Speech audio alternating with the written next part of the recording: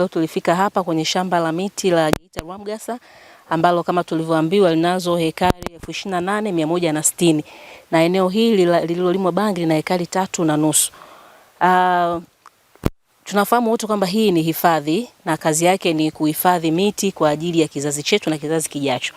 Lakini tunaona wananchi wanaingia katika hifadhi hii, wanafanya shughuli za kibinadamu ikiwepo kuchungia mifugo lakini pamoja na kilimo, na mbaya zaidi wamefanya kilimo cha bangi.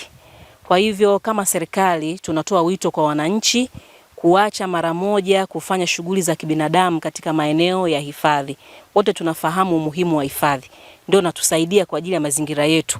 Hii mvua inayonyesha yote ni kwa ajili ya kuhifadhi mazingira tulionayo. Kwa kama tutashindwa kutunza mazingira, maana yake ni kwamba tutakuwa katika hali ngumu, hatutakuwa na mvua na kilimo cha kawaida hakitawezekana na maisha yatakuwa ni magumu. Kwa hivyo tunawasihi sana wananchi kuacha mara moja kuingia katika hifadhi na kufanya shughuli za kibinadamu. Tuache hifadhi iendelee kufanya kazi ya hifadhi ili iweze kuendelea kutunza mazingira yetu. Na sisi wananchi ambao tuko mahali hapa tukiwa mabalozi kwa wananchi kule kijijini kwamba serikali inapiga marufuku shughuli hizi, haziruhusiwi kabisa ndani ya hifadhi yetu.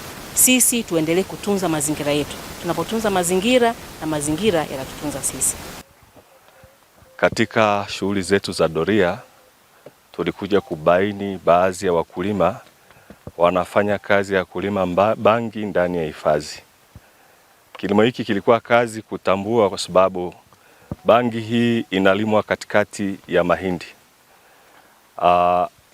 Akipanda hindi, mstari unaofuata anapanda bangi. Kwa hiyo ukiangalia shamba kwa mbali unaweza kaona ni mahindi, lakini kumbe ndani yake ni bangi.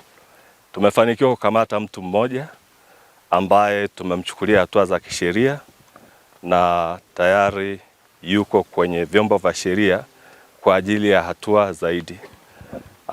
Eneo hili lina ekari 3.5 ambalo limelimwa bangi katika hifadhi yetu hii ya Geita Rwamgasa. Nitoe wito kwa wananchi. Hifadhi zetu zote nchini haziruhusu shughuli za binadamu ikiwemo kilimo, kuchunga mifugo, kulima bangi pamoja na kuweka makazi ndani ya hifadhi. Hivyo nitoe wito kwa wananchi kuacha mara moja shughuli hizi katika hifadhi hii ya Rwamgasa. Kwa kifupi ni kwamba nimeshuhudia, nimeona na nimeshiriki zoezi hili la utekelezaji wa shamba hili la bangi. Lakini kama kiongozi wa eneo hili, eneo jirani la kijiji cha Busora B, nitatumia nafasi yangu kuhakikisha natoa elimu kwa wananchi kwenye mikutano ya hadhara, kwenye vikao mbalimbali, ili kuhakikisha kwamba tunazuia na tunaendelea kushirikiana na wananchi kukataa kuingia kwenye hifadhi kufanya shughuli za kibinadamu kwenye eneo la hifadhi. Mimi niseme tu kwamba historia ya nyuma kwamba imewahi kukamata bangi, hapana, haijawahi, lakini nimejionea leo hapa kwamba bangi, kumbe pori hili linalimwa bangi nyingi sana. Maana nimezifyeka mwenyewe mpaka sasa hivi natoka jasho. Wito wangu kwa wananchi, nitaenda kuwa balozi mkubwa sana, kwa sababu vitu kama hivi hatuvihitaji. Watu wanakuja wanalalamika, tunaona kumbe wana mambo yao mengine hifadhi.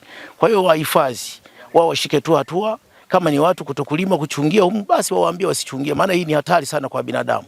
Haya ni madawa ya kulevya. Kwa hiyo taasilisha watoto wetu mpaka na vizazi vingine ambavyo viko pale mbele yetu.